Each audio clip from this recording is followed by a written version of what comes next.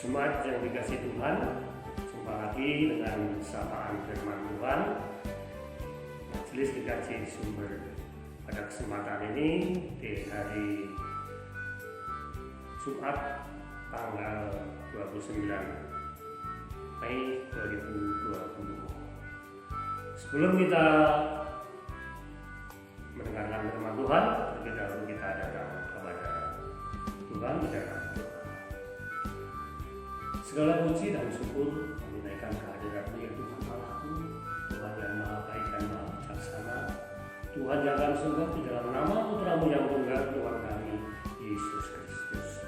Tuhan, kami mengucap syukur atas penyertaan Tuhan di dalam kami beristirahat semalam, sehingga di pagi hari ini kami boleh Tuhan kuatkan dengan berkat-Mu yang melimpah kesehatan dan kebahagiaan di dalam kehidupan kami.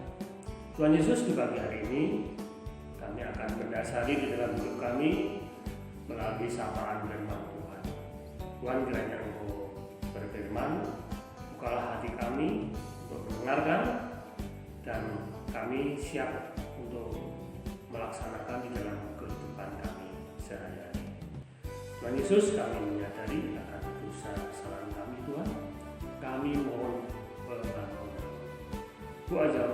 Doa yang jauh sempurna ini Tuhan kami panjatkan di dalam Putra-Mu yang tunggal, Tuhan kami Yesus Kristus sebagai Juru Selamat kami yang hidup. Amin. Bapak Ibu jemaat yang dikasihi Tuhan, firman Tuhan terambil dari kitab Injil Yohanes ayat bab 21 ayat yang ke-17 yang demikian firman Tuhan. Injil Yohanes 21 ayat yang ke-17. Kata Yesus kepadanya untuk ketiga kalinya, Simon, anak Yohanes, apakah engkau mengasihi aku? Maka sedih hati Petrus karena Yesus berkata untuk ketiga kalinya, apakah engkau mengasihi aku? Dan ia berkata kepadanya, Tuhan, Engkau tahu segala sesuatu, Engkau tahu bahwa aku mengasihi Engkau. Kata Yesus kepadanya, gembalakanlah domba-domba. Berbahagialah semua orang yang mendengarkan firman Tuhan dan dapat dilaksanakan di dalam kehidupan sehari-hari. Bapak Ibu yang dikasihi Tuhan, tentu saja Bapak Ibu sudah mengetahui murid Tuhan Yesus, yaitu yang bernama Petrus. Petrus yang tadinya nelayan mencari ikan, diubahnya oleh Tuhan Yesus untuk menjala manusia. Demikian juga Petrus karena mempunyai karakter yang keras, Tuhan Yesus memberikan julukan yaitu batu karang. Demikian juga Petrus yang mengakui Tuhan Yesus tentang Yesus itu adalah Mesias anak Allah. Kalau di dalam Alkitab disebut pemersatu gereja, itulah sebutan daripada Petrus.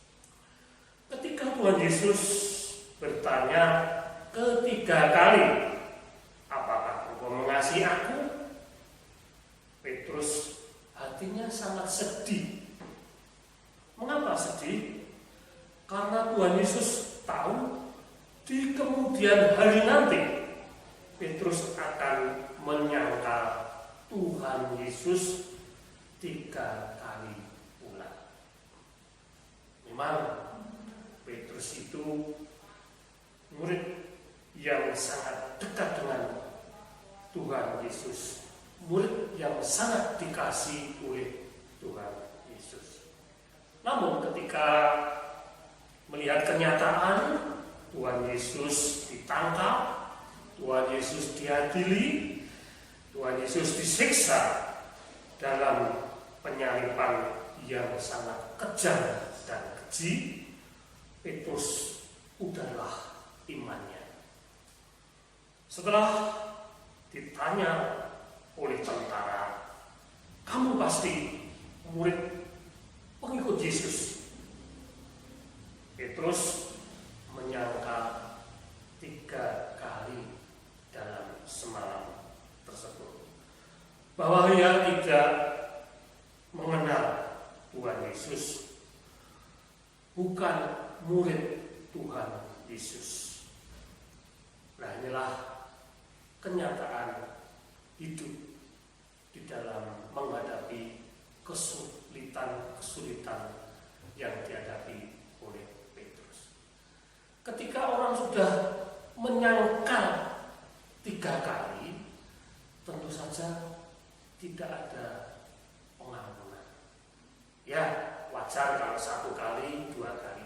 Tapi penyangkalan ini 3 kali. Tentu saja suatu perbuatan yang sangat tidak bagus sekali.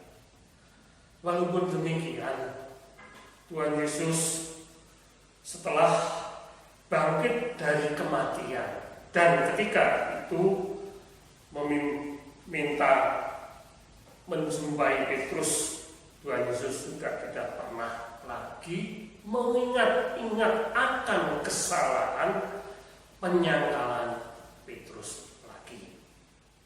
Bahkan Tuhan Yesus mau memulihkan kehidupan Petrus serta menjadikan Petrus sebagai pemimpin, sebagai pengembala yang baru buat orang-orang percaya. Bapak Ibu jemaat yang dikasihi Tuhan, dengan dasar kasih dan menguji kesungguhan Petrus, Tuhan Yesus mengajak Petrus sebagai pelayan jemaat. Kasih yang dikehendaki Tuhan Yesus bukan hanya kasih di bibir saja, sebatas perkataan, tetapi kasih yang diwujudkan dalam perbuatan, yaitu melanjutkan pelayanan pekerjaan Tuhan Yesus di dunia ini sebagai gembala. Tuhan Yesus memberikan kesempatan kepada Petrus untuk menjadi murid yang bersaksi bagi kebangkitannya Tuhan Yesus pertama kali.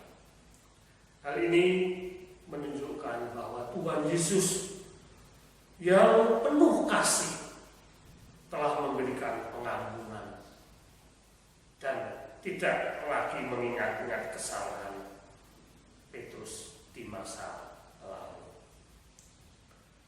Suatu anugerah yang luar biasa bagi setiap orang yang diberi kesempatan untuk memulihkan hidupnya dari kesalahan-kesalahan, dari dosa-dosanya di masa lalu. Kepada setiap orang yang merasa terpanggil dan mau menyerahkan hidupnya untuk pengabdian dalam pelayanan melanjutkan karya Tuhan Yesus Kristus. Lalu pertanyaannya buat kita semua, apakah kita mengasihi Tuhan Yesus?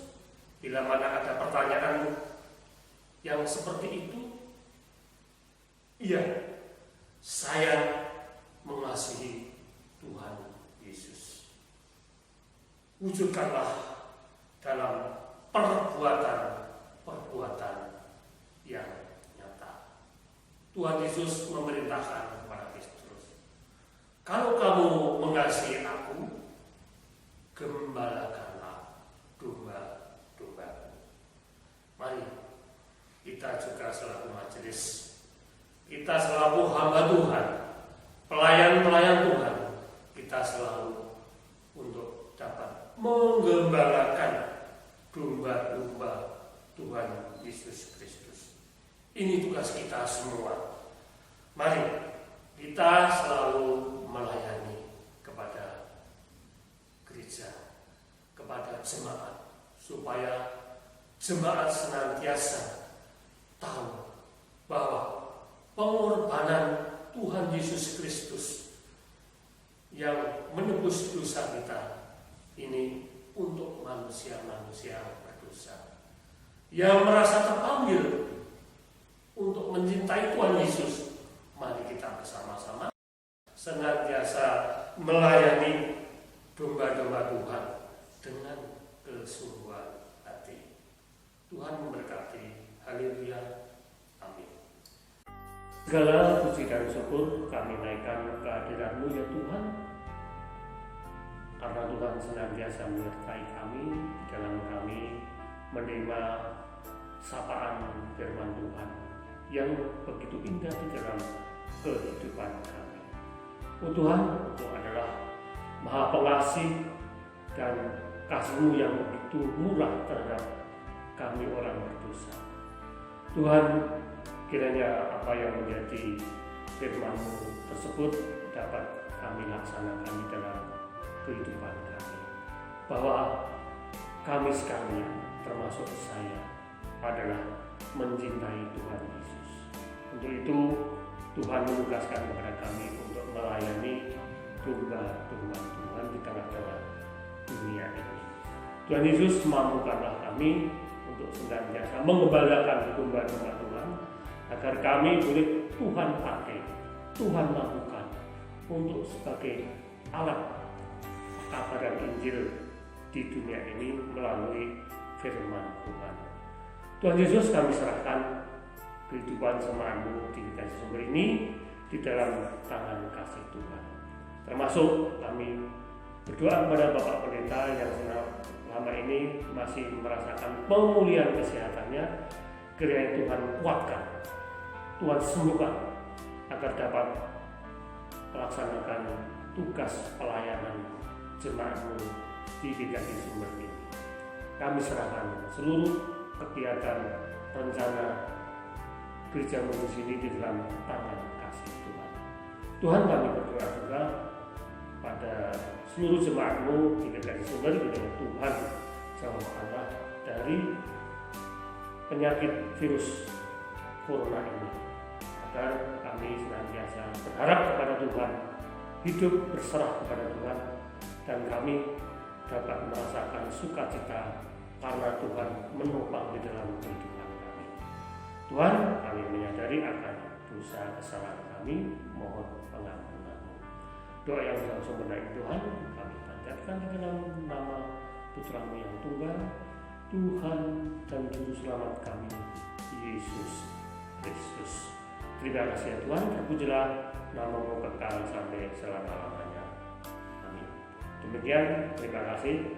Salam buat kita semua. Puji Tuhan. Amin.